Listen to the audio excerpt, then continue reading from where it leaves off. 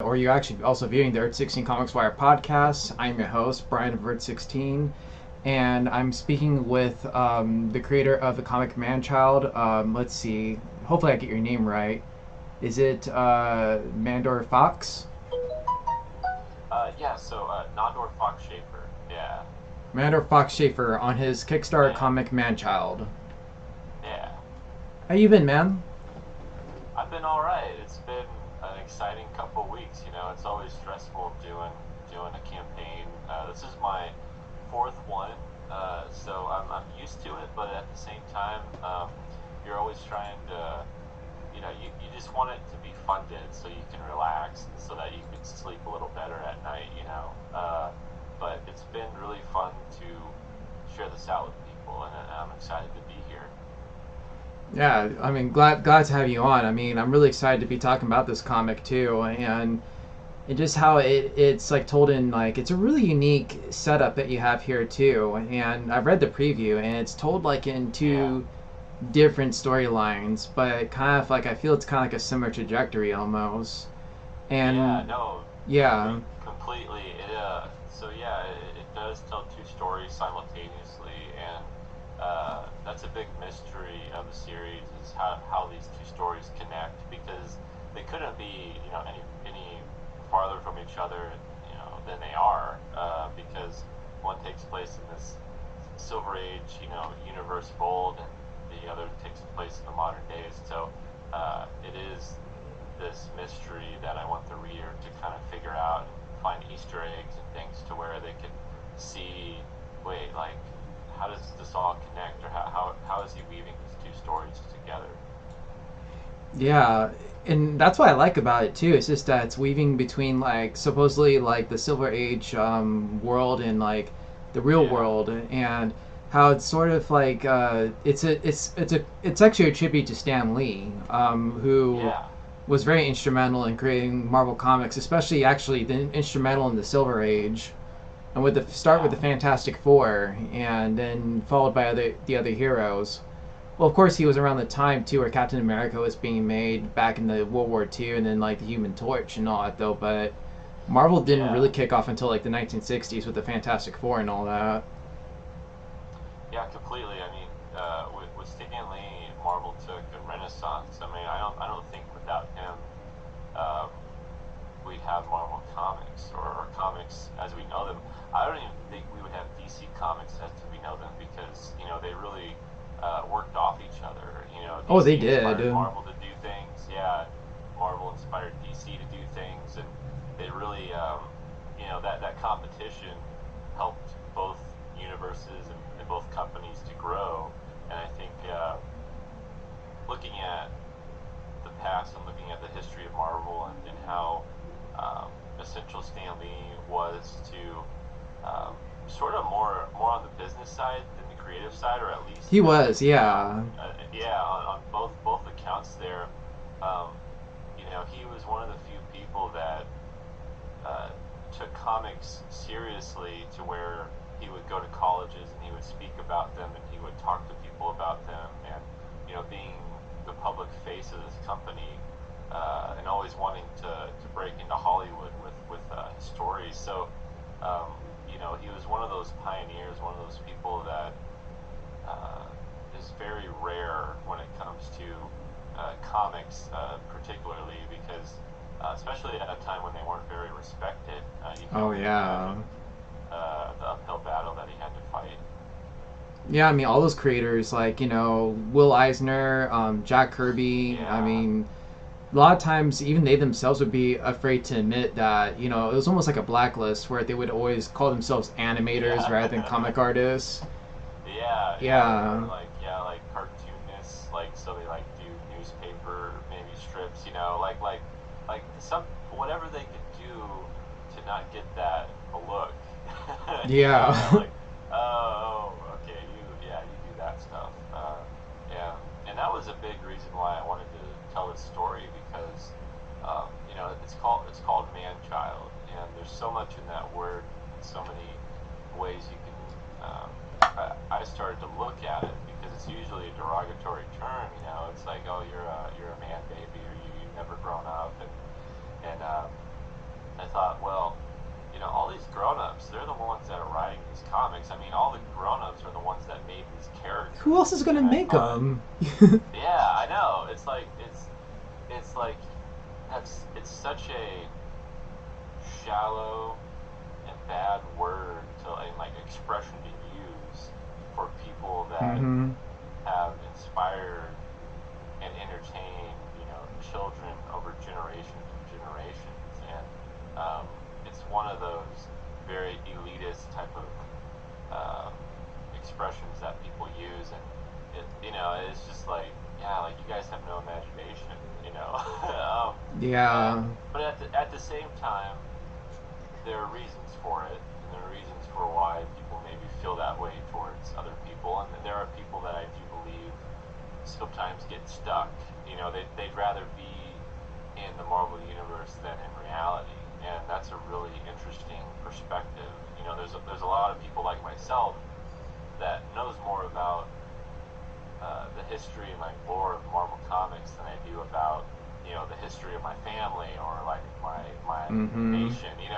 It's like you get so obsessed with these characters and with the people they know, and how these stories have been told over years and years that you just get really lost in it. You can escape into it, which is the beauty of it, but also is, I think, kind of psychologically interesting because some people can maybe take it too far. Yeah, it's true. I mean, like it, I felt like that about, a lot of things, especially with, comics, Star Wars. I mean, it's an escape from, Yeah. this world that's just seemingly mundane. And, I remember speaking to a creator about like how it's usually good to have that escape, especially from this, what's going on right now, Yeah. and Yeah. Now more than ever, for sure. yeah. And I feel that those who kind of scoff at comics, they don't really understand like how even comic books can become a medium. I mean, it's right now it's starting to it's just starting to gain respect Exactly. about being a serious Yeah. medium. And I think guys like Will Eisner, and other creators too, like Scott McCloud, even stressed this too, like how it's starting to get to the point where comics are becoming more of a serious medium, and how they're starting to be used everywhere. And I Yeah. think even with comics too, another part of why it's not so respected is because I mean, if you remember in the if you read in the 1950s where they had like the Austrian psychiatrist named like Frederick Wertham, I think it was, like Yeah. he was the one Yeah. who basically just crapped on comics, saying that, well, they make kids into delinquents and all that. Yeah, I think that book was called Seduction of the Innocent. Yeah, That's what it seduction of was the called. innocent. Yeah, yeah, yeah, and that's what led to the Comics Code Authority, which is something. If you see it, the cover of Manchild, the standard cover by the series artist Jay Mazar, it has the Comics Code Authority sticker on it, but we've changed it to where it says approved by the Independent Comics Code Authority. So we kind of Oh, I see wanted to that. play on that. Yeah, we wanted to play with that a little bit. I wanted to. I thought because I thought That's brilliant. we're we're messing with it here, and I wanted to be a little ironic with it. Yeah, and I think like it's so funny like how that I feel like that's like kind of like a a spoof on that. And like even if you read the Yeah, comic crossover from Image Comics, yeah, Donny Cates is a brilliant writer, by the way. Like they brilliantly like kind of go into that too, and especially with the comic owner. I forgot his name though, but he's wearing this shirt that says Wortham was right or something. I thought that was funny. yeah. I love that. I thought that was hilarious. Yeah. And that was it was funny because when I was writing Manchild, I was halfway through writing it, the series, or a little more than halfway, and then crossover started to come out, and I was reading it, and I was like, this is exactly the kind of um, celebration of the medium that I was kind of looking for, and kind of writing about, and trying to blend reality with fantasy, and how fun that could be. And I really enjoyed the first arc. I thought it was really well done. Oh yeah, it was great, and like so many like just I mean, with so many characters coming from the other publishers too, especially like Yeah, you see Mad Men, who yeah, man. Yeah, yeah, Mad yeah. Men was like a Love that was that. a really cool one, and then you see like the other version of Doctor Strange, like all these characters Mhm. just coming about, and then like you see a little bit of Spider Man and Spawn, I think, just like in a jail cell, just and then like you also hear about other comic creators. That's why I like, I mean, it's just kind of getting Yeah. back to the creators in a sense. But there's also the controversy going on around right now where creators are not getting royalties from the stuff that they've made. You know, Yeah, completely, completely. That's a really. I'm really glad we're finally having that conversation. It's very overdue, but I think that it's time, for creators to stand up for their work. I mean, exactly. being a being a writer, being a creator, and it makes I've always wanted to work for Marvel and DC and work with bigger publishers. But then when I hear things like that, it makes me go, man, like that kind of It sucks. makes Like you second guess. Like yeah, I yeah, it's a bad deal. it's like yeah, I love these companies, but it's like if they're going to like tell me how to do my work, how to make my creation. I mean, I don't know, man. And it's just Yeah, it reminds me of like what happened to Todd McFarlane, and this story really resonates, because they were telling him, these people in suits and probably have like college degrees from Lord knows where, but right? And they were saying that, well, you shouldn't draw Spider-Man's webs like that, and you definitely shouldn't draw his face like that. That's they're not yeah. gonna like that. And Tom McFarlane was just like, screw you, I'm gonna draw how I wanted to draw. And funny enough, when Tom McFarlane, handled Spider-Man, like it was making Marvel a lot of bank.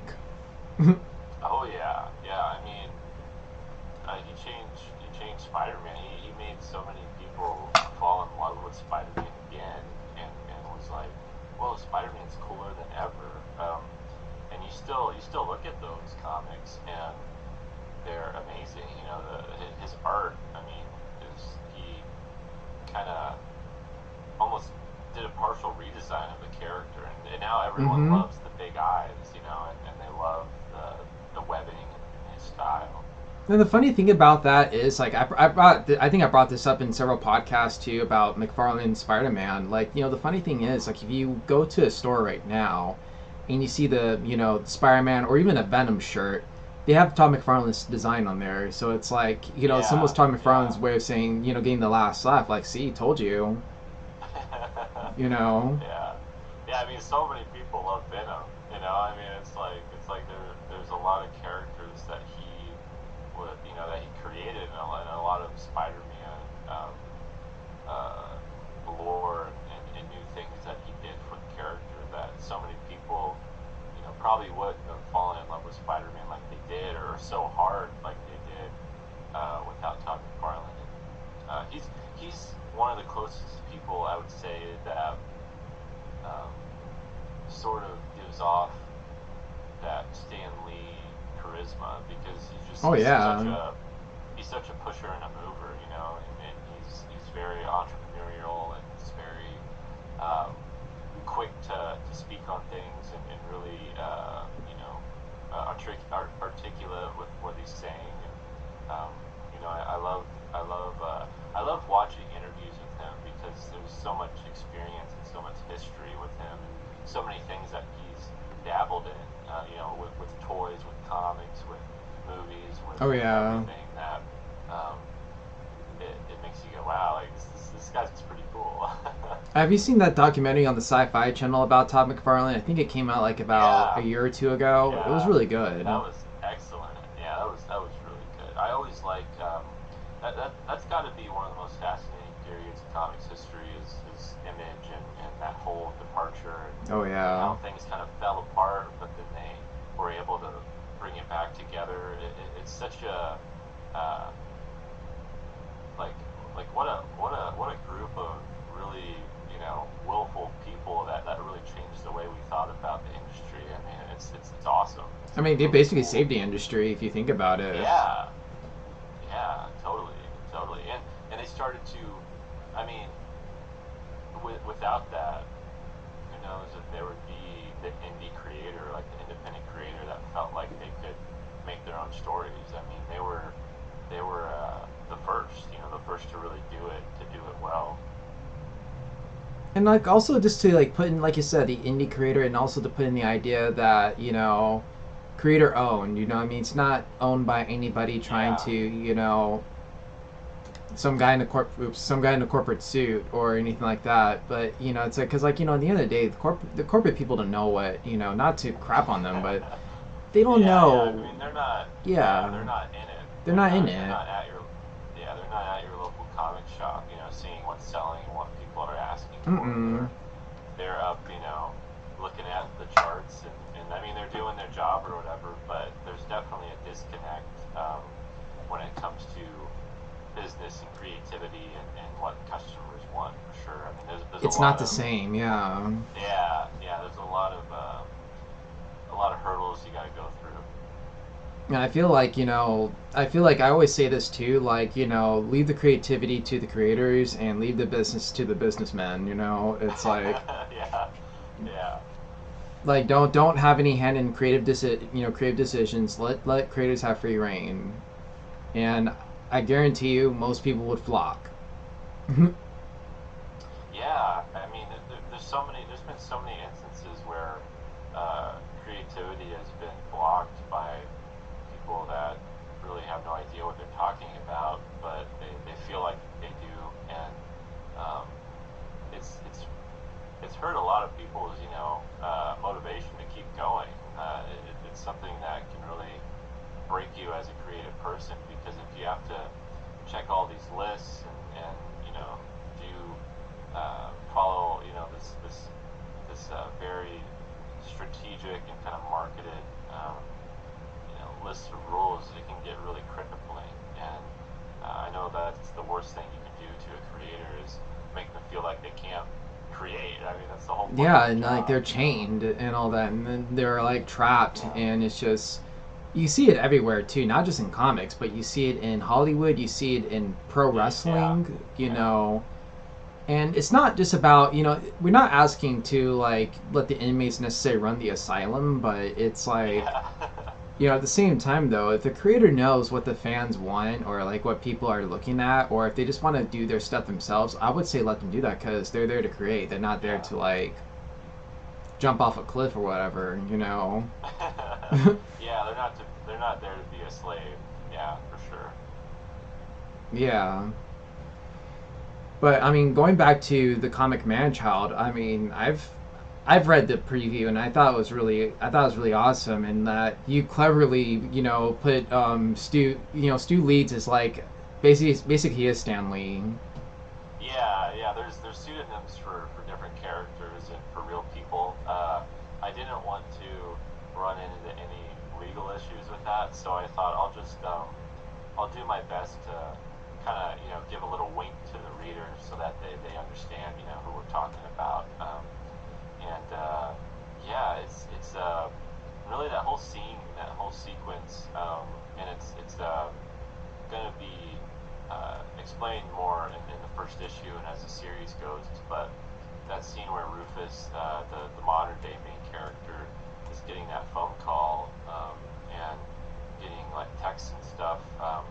That's really taken from my personal experience of when Stan Lee died and when that happened because I was at work. I was getting all these texts and all these phone calls, but I couldn't answer my phone or look at it because I was working and I was trying to do my job well. And then I look at my phone and I see all these missed calls and all this stuff, and I'm like, what happened?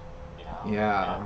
And these people were trying to tell me because they know how much of a comic fan I am and how much I love Stan Lee. They were trying to tell me that Stan Lee died, and um, that was just a devastating day, and it was a big inspiration for why I wanted to do this series and give back. And I thought I would start at a place of real sincerity and Yeah. personal experience, and start from there and see where the story went. Yeah, totally. I mean, I do see that. I read that from the preview too, of like where he finds out, and Yeah, then speaking of the comic itself, the art is really Jack Kirby-esque. I feel it looks almost exactly like Jack Kirby's art. Yeah, it's so Jay Mazar, the artist, he's such a like a diamond in the rough. He feels like because it was so hard to find someone that didn't have to change their style to meet what I wanted. It was like this is just his style. This is what he does. This is how he feels like like what works best for him. And I looked at some of his other artwork, and he hasn't done a whole lot. And he hasn't done really anything too superhero or too fantastical in nature when it comes to the medium. But he did some noir stuff and some like crime stuff, and it looked just it looked perfect. It reminded me of like old like pulp type of comics and old comic strips and classic styles like Steve Ditko and Kirby and Jim Steranko and different old artists from the past. And one of my favorite modern artists right now are people that kind of have that same style, like Greg Smallwood and Chris Samney and people like that. Or Tim Sale. That really like you get the I like Tim spirit Sale's of art, yeah, you like get that Batman, spirit The of Long Halloween, and yeah. All the color books he did for Marvel, like Daredevil Yellow and Spider-Man Blue and Hulk Gray, like all those were amazing. Yeah, like Dark Victory and the other books he did with Jeff Loeb. But so oh yeah, I was looking yeah, for someone that could do that, and Jay Mazar was the only person that could do it. Like I'm a pretty thorough artist hunter. That's kind of how I call. That's what I dub myself, like an artist hunter, because I try to find people that are really just perfect for my story, and I'm very thorough, very picky, which is a good thing, but also it makes it really hard to find someone that you want to work with and that you feel like can do your story justice, and not only that, but elevate it. And he was the perfect person to do that. I don't think anyone else would be right for this project. And I kept telling him that because it was funny because when I reached out to him, he was like, I don't really like have enough samples to where I can show you that I can do all this superhero work, and I was just like, it doesn't matter, I know, like you're like I know, like this is it, like this is gonna be good. yeah, And he was like, okay, well let's see, let's see how it goes, and it's just been so good. It's been awesome. yeah. I mean, the art's really awesome. I do like his art, and Yeah, especially just like the and he storyline too, and like how I mean, just like you said, it is a wink to the Silver Age, and I feel like the character, the Monarch Crier, if that's his name, shares several similarities with Spider-Man and yeah. the other heroes of the Silver Age. And then let's see, you guy's Yeah, he girlfriend was kind of like Mary Jane. yeah, I mean, there's I'm glad you're picking up on those things because it was really important for me to want to design and create a character that wasn't too derivative and wasn't too much of a copy, but someone that you feel like if you picked up a comic from the '60s, you would look at it and you would go, "Oh, this fits perfect." Like he could appear, he could guest star in a Spider-Man comic, or he could guest star in a Avengers comic, and you'd see the Monarch Crier, and you'd be like, "Cool! Like, where's he been? Like, he's a classic Marvel character, right?" And Yeah. that was really, yeah, that was really important to kind of give off that vibe. And he was inspired by a few characters. I tried to amalgamate my favorite aspects of different classic Marvel characters like Spider-Man, Black Bolt, Ant-Man, um, and Fantastic Four, and just kind of find little instances and little parts of their costume that I could put in a uniform, so to speak, as much as possible, and have it feel natural to the character. And that was a big reason I used an insect because a lot of the old characters are based on insects or animals or whatever. And so I thought, Like the monarch Ant-Man, butterfly is Spider-Man. yeah, yeah. The monarch butterfly is probably the most iconic, butterfly. So I was like, this would be a perfect kind of thing for a superhero to have and to wear. And I've always loved butterfly wings. They've always been my favorite insect.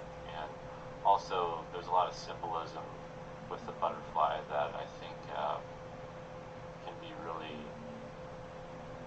powerful and moving when it comes to when you keep reading the series that gets explored, and it's really awesome. It's been one of the best things for me to do research on and to explain and really kind of share with people. Yeah, I really do like, I really do see a lot of those influences, and I kind of thought of like what, the Mothman from Watchmen, I think. Yeah, yeah, Yeah, he was like, it kind of reminds me of that too, and like how, definitely, definitely. That was I was reading uh, before Watchmen. Um, yeah, um, oh gosh, why am I blanking on his name? The guy did Justice League: The New Frontier, and he did the Minutemen, Watchmen. Darwin Cook. Yeah, Darwin Cook. That's right. He's Yeah, another I favorite don't know why. artist. Yeah, I don't know why I was blanking on him, but yeah, his style is another art style that I find to be just instantly magnetic and And fun and iconic, cool. yeah. Yeah, yeah, it's just really really good stuff. Yeah, it's really awesome. And then like also like the characters too, like we have Rufus. I feel like, like we spoke about before we went on live, that Rufus, I feel like everyone can relate to Rufus, like, you know, Yeah. and Oh just yeah, yeah. He is the ultra comic book nerd. He's the guy that is there at the comic store more than you are.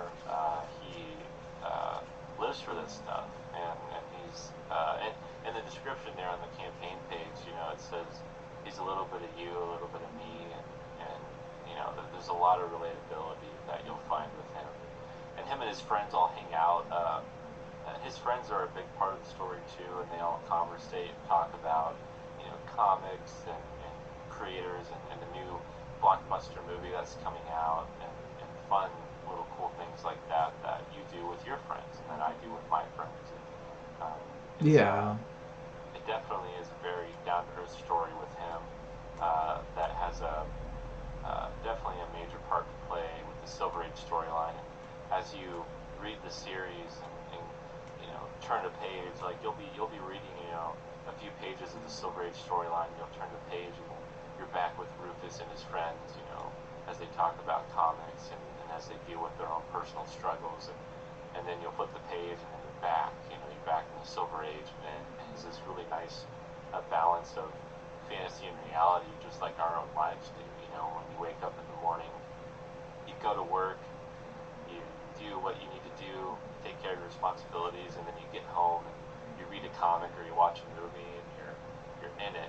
You're in this other universe, and that's how this comic is structured and is presented to feel. That's really, yeah, I like that too. It's just, it's kind of like it's kind of like how we live our lives basically as comic book fans, Yeah, and or just fans of anything yeah, though too, really. And like how we have dual lives as, people at work, we have our work identities, but when, we leave work, then it comes to our comic book fan identities. yeah, And yeah. I felt like it, my personal experience was just that, I mean, I'm open about me being a comic book fan though, but there were times where I try to hide it too. Oh But it's yeah, yeah. like, that's Especially tough around though. girls. Or if you're trying to impress someone, and you're like, oh, I don't want to talk about the nerdy things I like, because that might not be accepted, and it's like, that's not the way to be. You should be honest, and you should accept, You who should you be are, and other people yourself, should accept yeah. you too. Yeah, yeah, And I, completely. yeah. And I even remembered going to like a comic convention in Los Angeles, and Hmm. there was this dude, and he was like with his girlfriend, right? And his girlfriend was Yeah. all glammed up and everything, but then he was just this comic book fan waiting in line to get an autograph from Haley Atwell. And Uh she seemed kind of, impatient, but it was just like she still stuck with him to the end. I was like, that's amazing, and that yeah. gives me hope right there, because this guy was just being I know. himself. When you find someone like that, when you find a partner that shares your love for this stuff, it feels like a dream come true, and you're like, how is this possible? This is incredible. I mean, she looked out of place. She looked like she could be like Right. the girl who would walk on Rodeo Drive, but then she's with this comic book Yeah. fan, and I'm like, dude, She was like, let's Not fair. Not go. fair. Yeah. Yeah. I thought it was funny, but I mean, it's like, hey, there's hope. Oh yeah. Yeah. Completely. Definitely. And like, I feel like, are we gonna see some of that with Rufus too? Maybe like just something that Oh yeah. Yeah. I mean, there's a lot of different instances, even in the first issue, but in the series. I'm actually writing the final issue right now. It's going to be 6 issues. It's a 6 issue limited series, and so I've been scripting it all out over the past couple of years, and um, there's a lot of instances where exactly things like that happen, where you're like, now wait a second, why is like, how did this guy like get that girl, or like, why is that girl hanging out with this guy, or yeah. why, uh, why did they write this storyline like that? Like that's not how it was, that's not how I wanted it to be done. If they're talking about comics and just about, he lives in his basement, his parents' basement. He's a virgin. He's in his 30s. I mean, he plays video games all the time. Like there's a lot of uh, there's a sense of him being a little pathetic, but there's a sense of innocence and naivety to his character that all of us relate to, and we've all been there in some ways, whether it wasn't physically, but maybe emotionally or mentally, where we've been in that place where we just didn't fit in, and we weren't growing up as fast as other people around us, and we felt like we were always behind. And that's something that Rufus struggles with, and that you'll see him contemplate and look at with other people. So a lot of self worth too, in a sense. I feel, Yeah, yeah, yeah, because like, that's a theme. Uh, and that's a theme in my other stories. You'll see that a lot, and it's something that I think a lot of people struggle with, and it's something that I'm tapping into and kind of exploring what that means and how that can affect your everyday life.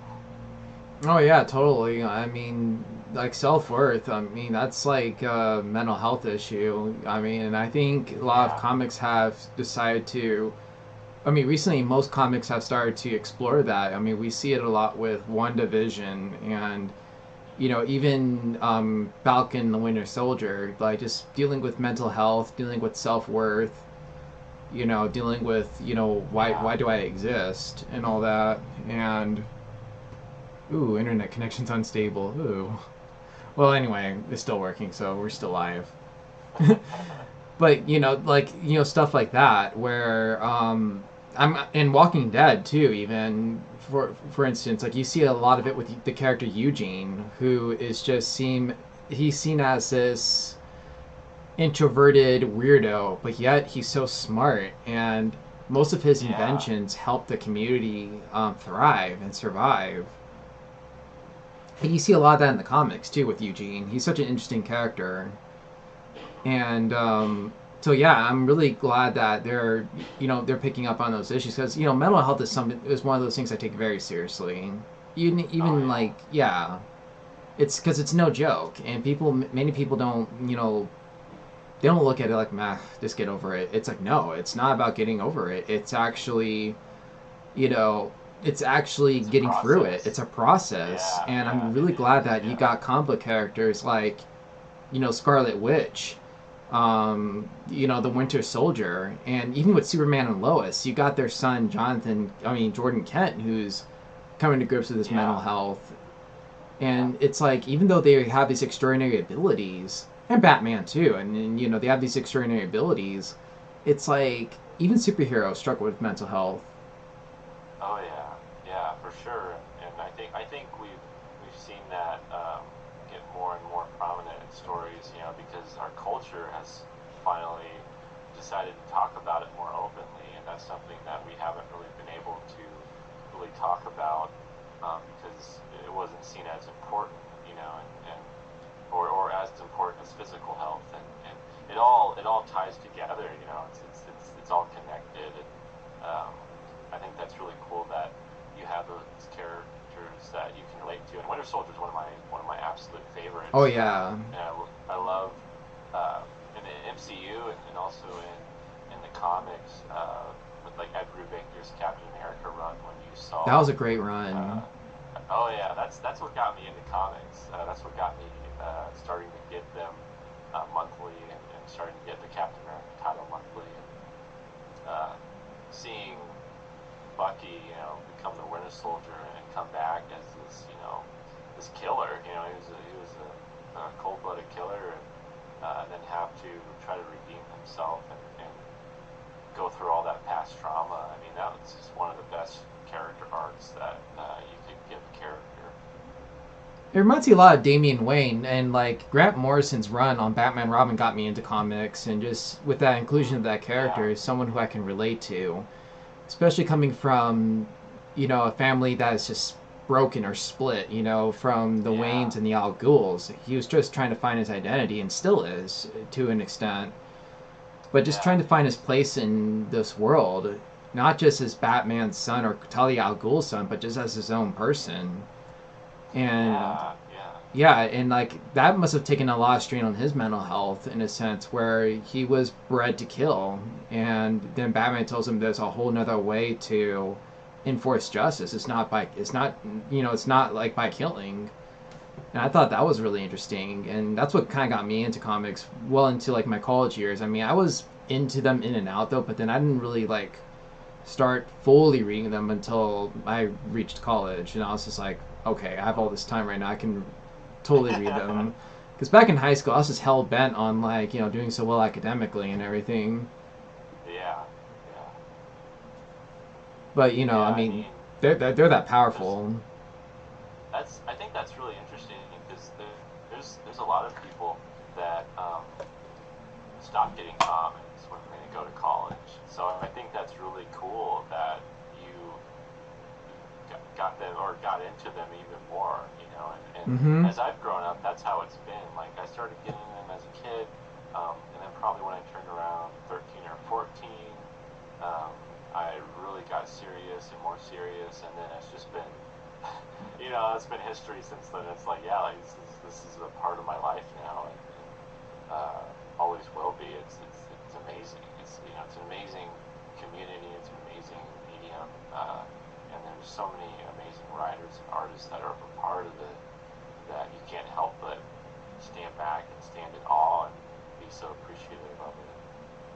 Yeah, and like just it's just amazing community. It's a real amazing community, and like the stories are amazing, and I Yeah. didn't I mean in high school, I mean, I did get into them though, but like I didn't collect any. Like I would only like read whatever Right. I could off the internet, or off of Yeah. Wikipedia. That was like that's how I kind of knew about some stuff. But then when college came along, I was starting to read them more. Yeah, yeah. And then when you start getting your own money and getting your own job and stuff, it's like, yeah, you can buy whatever you want. You don't have to ask your parents Nope. or, hey, can you buy this, $3-4 comic or this $25 graphic novel? It's like, all you have to do is ask yourself, like, can I afford this? Can I get this? Yeah. Yeah, totally, man. So, we're about almost done. Can you tell us more about the Kickstarter for Manchild? Yeah, I'd love to. So, we have 17 days left, going on 16 days really soon here. Uh, So we're in the last portion of the second week.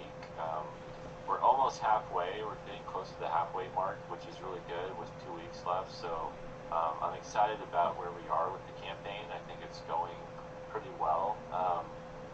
And there's a lot of great rewards there that people can choose from.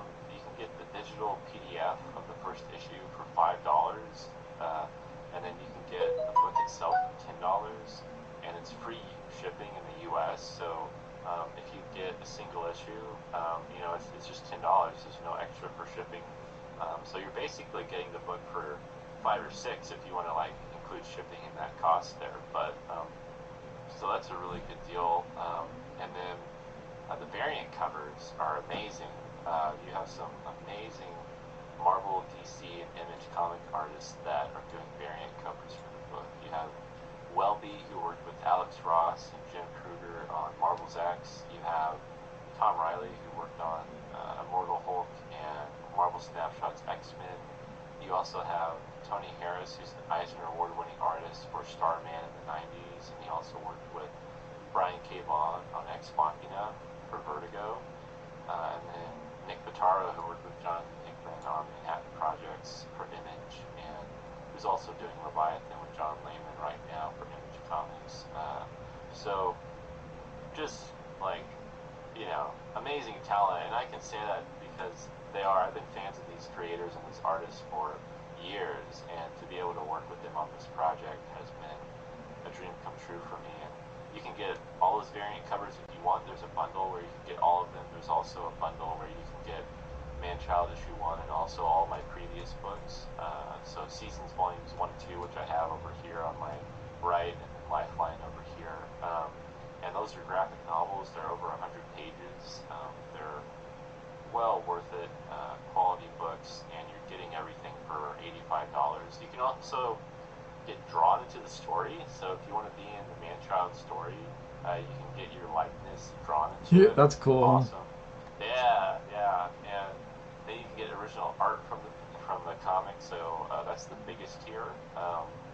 And then you get well, what's really cool is every tier builds off of each other. So the higher the tier, the more stuff you get, and you get everything in the previous tiers the higher you go. So that's how we built it. And so yeah, if listening to this or watching this and want to really help us out, it's you get so much for the price that you pay, and it's a really good deal. And you can be forever immortalized in this comic book series. And I mean, I think that's a really cool deal. That's awesome, man. And yeah, so for you, those of you who are viewing or listening, you can definitely check out the Kickstarter at kickstarter.com /projects and a whole bunch of numbers. So, but if you type in Man-Child, it should pop up, and then just pledge over to this Kickstarter. It's halfway done. It's actually at almost 2,000 right now, from what I'm looking at, and with just about two weeks left. So definitely get your copy, get your variant, and just back this awesome comic. Yeah, I mean, and that's the cool thing too, is I have all this planned out. So if you're worried about, oh, is he actually gonna like do anything with this, or is it gonna go anywhere? It's like, yeah, it's gonna go places, and it's turned into something that I'm so excited about. This is one of the most exciting things that I've ever written and ever done. So you can only imagine the series just opens up from here, and it becomes this incredibly sophisticated way of looking at comics in the real world and how they relate to each other, and bridging the dream and the dreamer, and how fantasy is a beautiful thing for our lives, and how we can use our imaginations to better ourselves as people. And it's a series that is just incredibly for the comic book community. And if you love comics just like at all, like this is your book. Like, you will love this. You will like this book. Awesome. So that's awesome. So Nandor, where can we find you on social media? Yeah, so I'm on Twitter at Nandor Fox, so just my name. You can find me on there. You can find me on Instagram at Nandor Fox. And then also I have my YouTube channel, which is Foxhole Comics, and I update that weekly or bi-weekly. I do streams with my artists. I also do video topics about comics that I like, and um, always give updates there. So I really encourage people to go to Foxhole Comics on YouTube, and they can check out my videos. Um, and yeah, I'm usually on social media pretty frequently, so if anyone has any questions, they can always reach out to me, and I'm happy to answer any of them. Sounds cool. And you know you can definitely follow my podcast at Earth 16 Podcast, and you can follow me on my personal Twitter at Brian of Earth 16, and same with Instagram too. So you can Sweet. check out for more content and for episodes like this. And I'm definitely on Spotify and Anchor, and then I also have my own YouTube channel as well, Brian of Earth 16, or excuse me, Earth 16 Comics Wire, which is probably now going to be called Geeks Wire, but there it is. So, yeah. So, thank you so much for being on Nandor. And remember, constant listeners, be sure to check out his Kickstarter on Manchild. There's so many variants, and I personally already pledged, and I'm going to get the variant I'm going to get is the Tony Harris variant. That's the one I Awesome. purchased. Yeah. So, the cover list looks Sweet. awesome. So, yeah, if you have any, if you're really interested in getting it, I would definitely pledge. It's right there. And yeah, that's pretty much about it. Awesome, man. Yeah, thanks so much for having me. It's been a pleasure. It's a pleasure, man. And thank you so much for being on. We hope to have you back again, especially for a project coming up. We'd definitely love to have you back. Yeah, yeah, that'd be excellent. I'll be back for issue two, you know. So that'd be really cool. Awesome. All right, constant listeners, thank you so much for listening. This is Brian Vert 16, and Oh, and I'm Nandor Fox Shaffer. Yeah. all right, this is we're signing out. Thank you so much for listening and for viewing. You have a good rest of your day.